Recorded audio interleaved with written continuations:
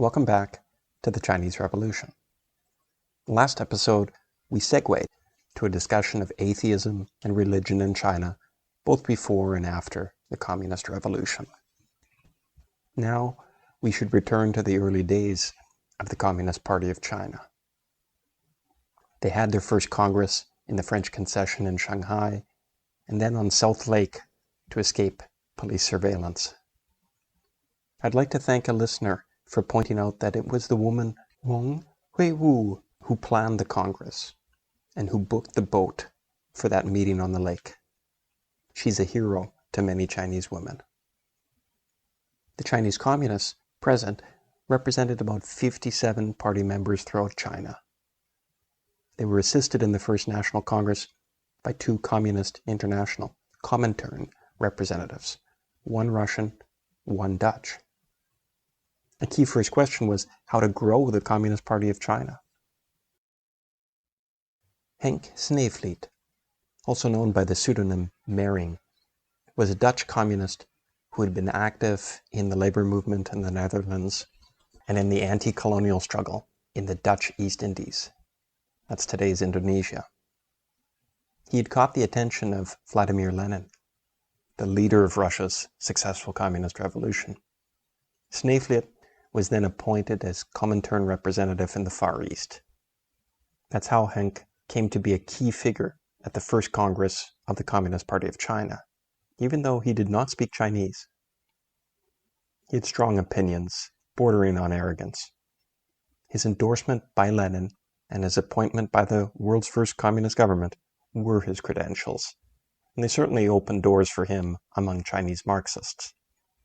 Henk was able to push his views on the nascent party, but faced resistance and doubts. His first recommendation was that China needed a disciplined Leninist party.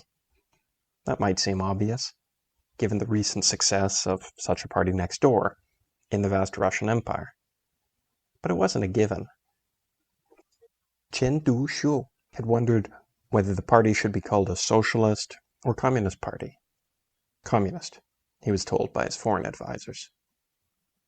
There were different strands of socialists and communists, including anarchists, social democrats, Mensheviks, and more. Which to choose? The majority of Chinese communists preferred to follow the Leninist model. It had succeeded next door. But how to duplicate its success in China? Sneevliet had an opinion on that too. The Communist Party could not work at this early stage with so few members in isolation. It was essential to ally with the nationalist movement in China. It was Sneevliet who pushed for the communists to ally with the nationalists and have communists join the KMT as individuals while maintaining membership in the Communist Party. This idea faced a lot of resistance. Most of the Chinese delegates opposed the idea of collaborating with bourgeois nationalists. Zhang Guodao chaired the first meeting and argued against Sneevliet's recommendations.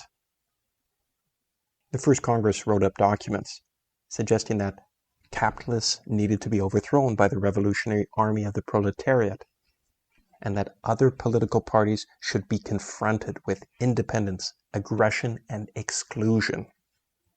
Sneevliet was not impressed with the debate. He thought the early members were naive and that the party had been born too early. He thought labor activism and propaganda work would be better use of Comintern resources. Sneevliet was much influenced by his experience in the Dutch East Indian colonies. He had worked with local nationalists there to oppose the colonial administration. He had discussed those ideas at the Comintern's Second Congress in 1920 with Lenin himself and M.N. Roy from India. One outcome of those international discussions was a decision that in colonial and semi-colonial countries, communists could work with national revolutionary movements, but not bourgeois democratic parties. The key was whether the others were revolutionary or not, and if they would allow the communists to organize the workers and peasants in a revolutionary way. Sneevliet then traveled south and met with Sun Yat-sen in Guangzhou. Sun was planning a northern expedition. Sun was curious about the new economic policy that had just been introduced in Russia, which Sun saw as like his own views.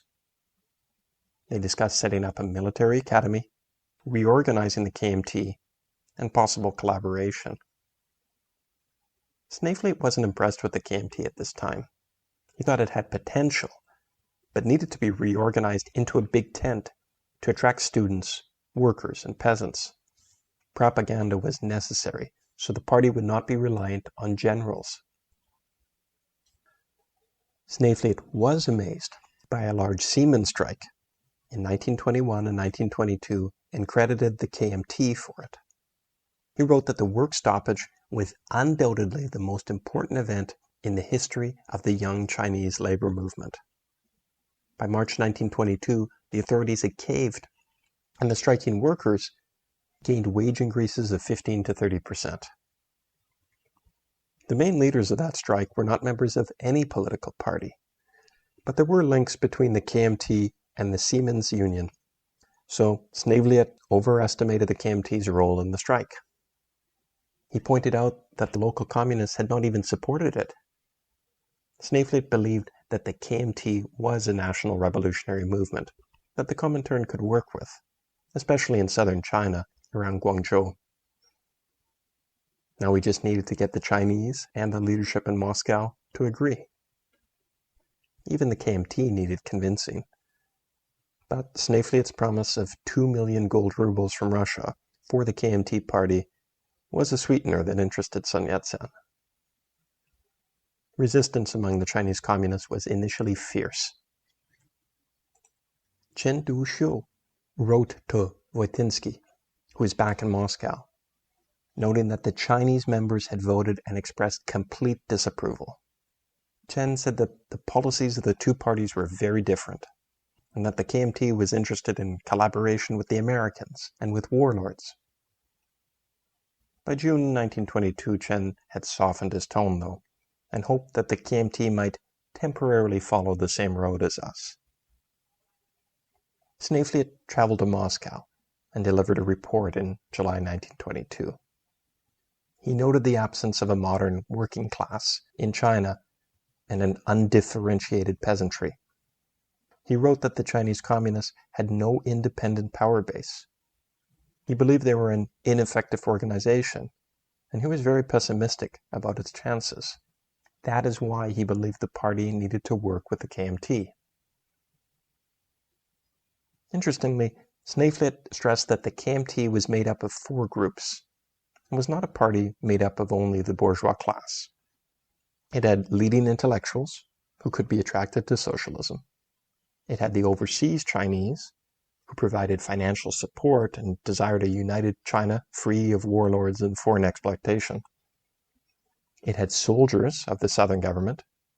And lastly, there were the workers, such as the Seamen, who had recently gone on strike. The Comintern agreed with him, and when Sneevliet returned to China, he brought along August instructions, which the Comintern had allowed him to draft. They instructed the Communist Party to move its headquarters south to Guangzhou and to work closely with Sneevliet. There they could operate in the open, rather than in secret in Shanghai. Sun Yat-sen was no longer in Guangzhou, and that was known to the Communists. They were prepared to work with the KMT regardless of whether or not Sun was its leader. Some Chinese Communists, and the majority in Guangzhou, were more open to working with the local warlord, Chen Zhongming, than with Sun. The instructions from Moscow included plans for the Communists to support the progressive elements of the KMT. Separately, they were also to set up an independent propaganda organization and establish trade unions. This was the beginning of the United Front. By now, Chen Du-xiu had come around to the idea and recognized that the KMT had more influence with workers than the Communists did. He encouraged the Chinese Communists, anarchists, and the KMT to work together. But he was pessimistic about the KMT and preferred an alliance outside of the KMT. Sneevliet pushed for a bloc within, with Chinese communists joining the KMT as individual members. According to the Chinese side, Chen and Zhang Guodao resisted the idea of communists joining the KMT, but Sneevliet insisted, using the Comintern's authority and the documents he had brought from Moscow. Sneevliet's version was that he did not need to use his authority and that there were no serious objections. Only comrades from Guangzhou opposed the idea, he said. Either way, the outcome was the same. Individual communists would join the KMT while maintaining membership in the Communist Party. The Communist Party would continue to criticize the KMT and push it in a revolutionary direction. The Russian diplomat Adolf Joff negotiated an agreement with Sun Yat-sen. Since Sun had been pushed out of Guangzhou and was not receiving meaningful support from any other foreign powers, he had little alternative but to accept Russian support. In January 1923, the Soviet Union and Sun announced a historic joint statement. It enabled Soviet financial and military support. But Chinese communists were writing to Moscow directly and contradicting Sneevliet. People were questioning whether the Communist Party there should be built as a mass party. Sneevliet dismissed the idea that 250 Chinese communists could do that independently.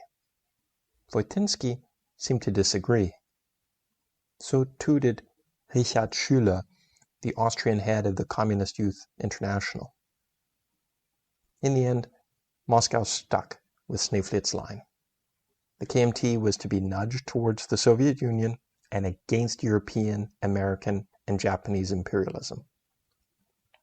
The Communist Party was to enlighten and organize the laboring masses, and to create labor trade unions in order to lay the foundation for a strong mass communist party.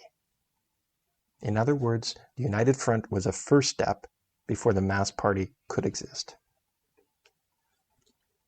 The strategy was given credibility by the early troubles of the communists in organizing railway workers in northern China.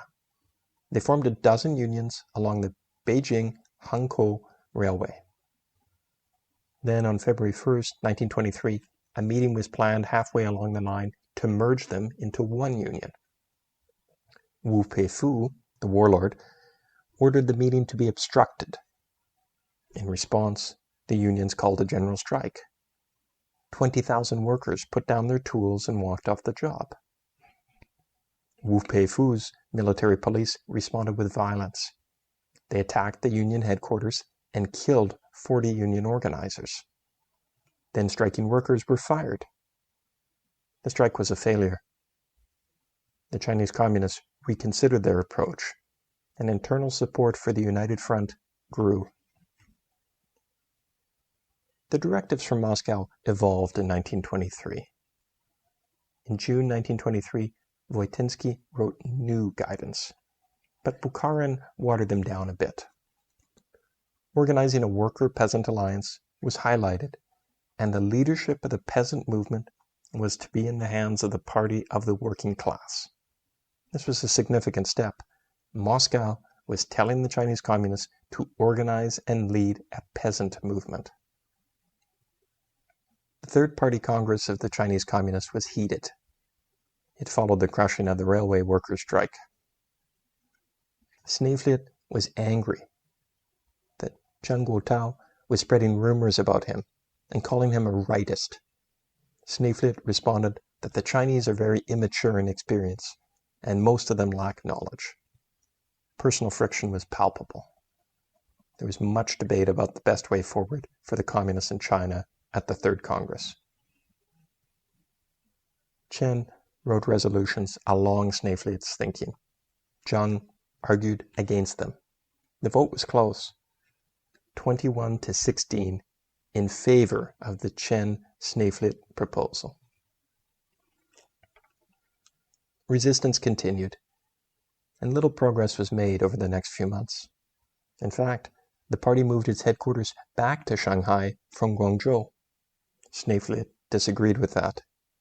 So Chinese communist resistance to his ideas were quite strong. In October 1923, Sneevliet left China for Moscow. In Irkutsk, in Siberia, he met his replacement, Mikhail Borodin. That is how Sneevliet learned that his duties in China were over. The internationalist Dutch was being replaced with the Soviet Russian. Internationalism was now less important in Moscow than the Soviet Union's national interests. The Dutch, globe-trotting revolutionary, exited the Chinese Revolution. But his ideas for a united front remained. By the time of the Fourth Party Congress in 1925, the Communist Party of China had 900 members. Its real growth came thereafter. The United Front seems to have provided the Communist Party with a chance to mobilize and grow while being allied with a large, more popular and more successful political party. There will be more to say about the United Front going forward.